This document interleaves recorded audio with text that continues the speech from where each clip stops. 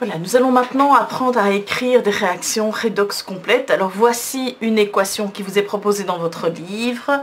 Je vous rappelle que, comme toujours, elle est mal écrite.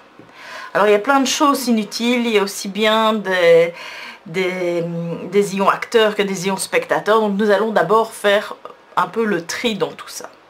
Alors je vous rappelle que pour tout ce qui est sel et hydroxyde, vous devez donc les dissocier. On va commencer par là. Donc le sulfate de fer, je le dissocie, j'obtiens donc Fe2+ et SO4 2-. Le permanganate de potassium est aussi un sel, K+, plus MnO4-. Puis j'ai l'acide, ça je le laisse comme ça. Alors ensuite j'ai un sel, le sulfate de fer 3, donc je le dissocie et j'écris les ions que l'on obtient. Le sulfate de manganèse, pareil. L'eau n'est pas un sel, donc je le recopie. Et K2SO4 est un sel, donc je le dissocie. Voilà. Alors ensuite, étape suivante, je vais trouver le nombre d'oxydation de tous les atomes. Allez, c'est parti. Le fer 2+, c'est un ion, donc c'est égal à la charge plus 2. Le sulfate, l'oxygène toujours moins 2, donc le soufre est plus 6, puisque la somme doit être égale à la charge moins 2. K+, est un ion, plus 1. Le permanganate, l'oxygène est moins 2, donc le manganèse est plus 7, puisque la somme doit faire moins 1. H2SO4, l'oxygène toujours moins 2. L'hydrogène est toujours plus 1, donc pour que ce soit neutre, le soufre doit être plus 6. Fe3+, c'est un ion, plus 3, moins 2, plus 6, plus 2, moins 2, plus 6, moins 2, plus 1, moins 2, plus 6. Voilà, donc j'ai trouvé le nombre d'oxydation de tous les atomes qui interviennent ici dans cette équation. Alors après, je vais analyser atome par atome. Alors, je commence avec le fer. Son nombre d'oxydation, c'est plus 2. Et je m'arrête quand j'en rencontre un à plus 3. Donc, je vais l'entourer.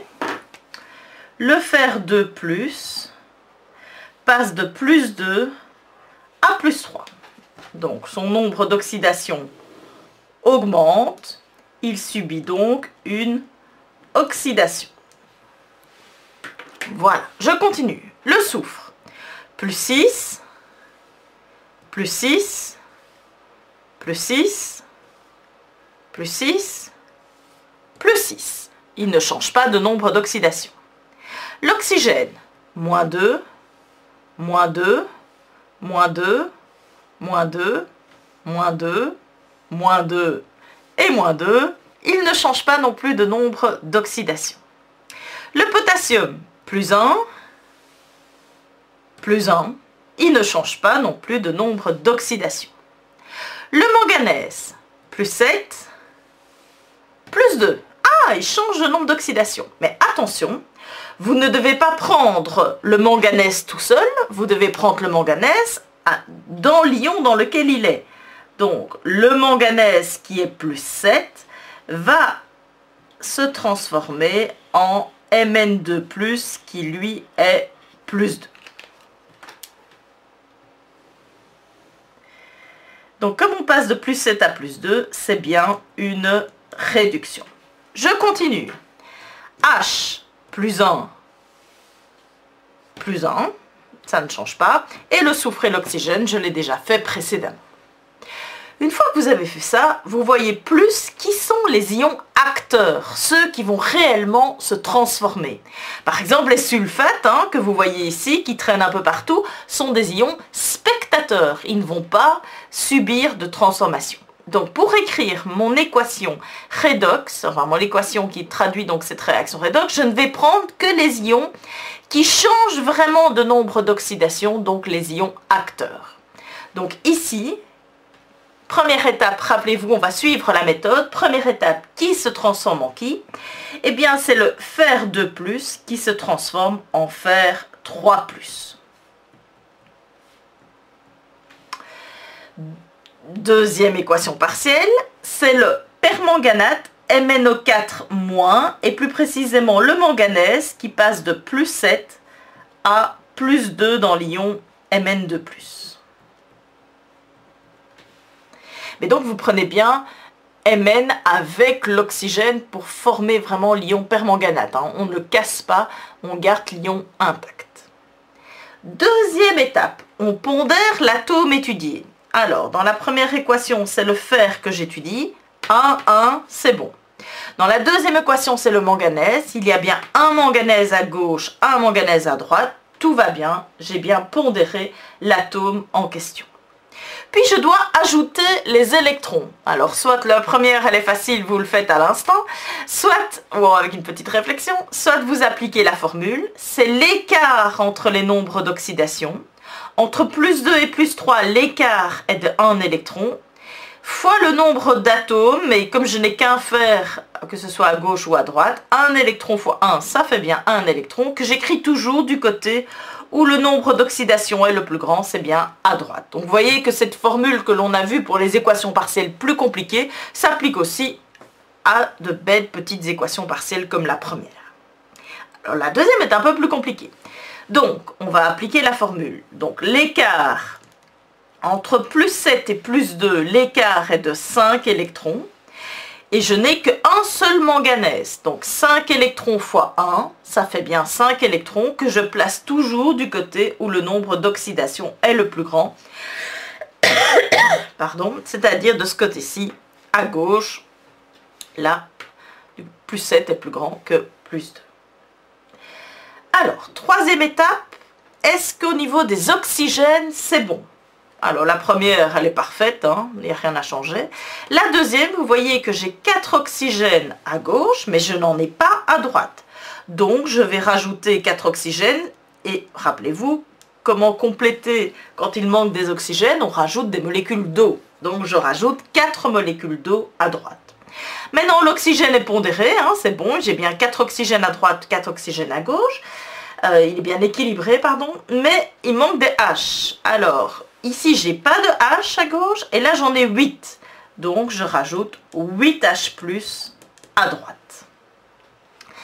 Alors, on va vérifier avec la loi de conservation des charges. La première équation partielle. À gauche, nous avons une charge +2. À droite, 3+ et 1-, ça fait aussi +2, donc aucun souci, tout va bien. La deuxième équation partielle, on a 8 charges positives à gauche et 6 charges négatives. 8+, 6-, ça fait 2+, donc la charge globale ici est 2+, et c'est la même chose à droite, c'est la preuve qu'on ne s'est pas trompé. Donc nous venons d'écrire les équations partielles. Alors, on trace, on tire la ligne, voilà.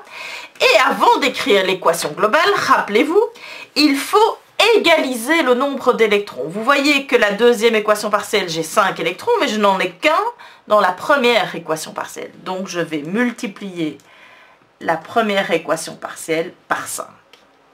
Donc, j'écris l'équation globale ionique.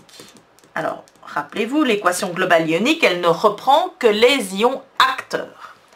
Donc, j'ai 5 Fe2+, plus MnO4-, plus 8H+, plus 5 électrons, je les garde dans ma tête, qui donne 5 Fe3+, plus 5 électrons, c'est bon, on peut simplifier, Mn2+, plus 4H2. Voilà, vous venez d'écrire l'équation globale ionique. Maintenant, que se passerait-il si on vous demande d'écrire l'équation globale moléculaire? Alors, nous avons vu dans le chapitre acide-base comment écrire des équations globales moléculaires. Eh bien, nous allons appliquer la même méthode ici pour les redox. Donc, on part de l'équation globale ionique et on va rajouter des ions spectateurs. Alors, je vous rappelle, l'équation globale moléculaire contient des molécules. Donc, lorsque dans l'équation globale ionique, nous avons un plus, un cation, on va lui rajouter un moins pour former une molécule neutre, un ion spectateur négatif. Quand on a un moins dans l'équation globale ionique, un ion négatif, un anion, on va lui rajouter un plus, un cation, pour fabriquer une molécule neutre. Alors, où est-ce que je vais aller voir chercher les ions spectateurs? Je vous rappelle que dans les réactifs, on va aller regarder dans l'énoncé du départ. Alors, j'ai 5 Fe2+. Le fer 2+, était accompagné dans l'énoncé du sulfate. Donc, je fabrique du sulfate de fer 2. Mais comme j'ai 5 Fe2+, je vais pouvoir fabriquer 5 sulfates de fer 2. Et rappelez-vous, je vais utiliser un brouillon. Je vais noter que j'ai utilisé 5 sulfates que j'ai ajouté entre l'équation ionique et l'équation moléculaire. J'ai rajouté 5 sulfates, c'est ce que j'ai écrit dans mon brouillon. Alors, le permanganate MnO4, dans l'énoncé, était accompagné du potassium. Donc, je fabrique KMnO4. Combien? Un seul, puisque je n'ai qu'un seul permanganate. Et j'écris dans l'énoncé que j'ai rajouté un K+. Alors, les H+, étaient accompagnés de sulfate et fabriquaient les molécules H2SO4. Combien de molécules d'H2SO4 est-ce que je peux fabriquer si j'ai 8 H+? Je peux en fabriquer 4. 4 fois 2, ça fait bien 8 H. Donc, j'ai rajouté 4 sulfates. Donc, au total, dans mon brouillon, j'ai rajouté 9 sulfates et un K+. Alors, maintenant, je passe du côté des produits. Je vais faire la même chose. Et où est-ce que je vais aller chercher les ions qui vont me permettre de refabriquer des molécules? Cette fois-ci, je ne vais plus aller chercher ça dans l'énoncé, mais dans le brouillon. Comme ça, ça m'assurera que l'équation est bien juste et pondérée. Alors, 5 Fe3+. Alors, c'est un plus, donc je vais chercher des moins dans mon brouillon. Et je n'ai à ma disposition que des sulfates. Donc, attention, le fer 3+ a une valence de 3. Le sulfate, qui est du sulfate 2-, a une valence 2. Quand on croise, ça fait Fe2, SO4, 3 fois. D'accord? J'ai croisé les valences. Combien de sulfate de fer 3 est-ce que je peux fabriquer si j'ai 5 Fe3+? Alors là, ça ne tombe pas tout à fait juste. Si j'en prends 5,5, êtes-vous tous d'accord que 5,5 fois 2, ça fait bien 5? Ça veut dire que j'ai pris combien de sulfate? 5,5 fois 3, ça fait 15,5, ça fait 7,5. J'en avais 9 dans mon brouillon, j'en prends 7,5, il m'en reste 1,5. On verra après comment supprimer ces demi, mais voilà. Alors, le Mn2+, je vais aussi lui trouver un anion, je vais chercher dans le brouillon, c'est MnSO4. Manganèse, valence 2, sulfate, valence 2, on croise, on simplifie, donc je n'ai besoin que d'un sulfate. Il m'en reste 1,5, donc j'en prends un, il m'en reste 1,5. Alors, j'ai ensuite 4 molécules d'eau, je les recopie telles quelles, et puis mon brouillon n'est pas vide, donc je vais devoir vider mon brouillon. Alors, il me reste un K+, et un demi-sulfate. Alors, quand on combine K+ et sulfate, alors la valence de K+, la valence du potassium, c'est 1. Le sulfate, sa valence, c'est 2. Je croise, j'obtiens K2SO4. Mais je n'ai plus 2 K+, j'en ai qu'un. Donc, je vais fabriquer une demi-molécule de K2SO4. Alors, voici l'équation globale moléculaire complètement juste. Alors, si ça vous embête d'avoir des coefficients stoichiométriques sous forme de demi, vous pouvez aussi tout multiplier par 2. Donc, j'ai 10 sulfates de fer 2, plus 2 KMNO4, plus 8 H2SO4, qui vont donner 5 sulfates de fer 3, plus 2 Mn sulfate de manganèse, plus 8 H2O, plus 1 K2SO4. Voilà, donc ça c'est un exercice tout à fait complet. Hein. Donc vous voyez que l'énoncé du départ était une équation moléculaire, mais pas bien écrite, pas bien pondérée, donc mal écrite. Nous avons de cette équation moléculaire un peu, voilà, fait le tri de ce qui était ion acteur, ion spectateur.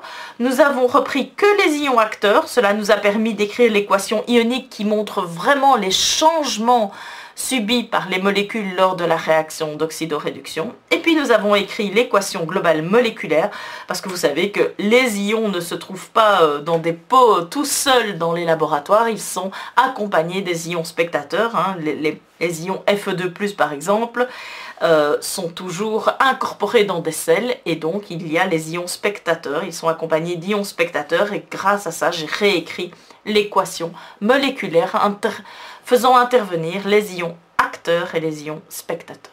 Bon, maintenant c'est à vous.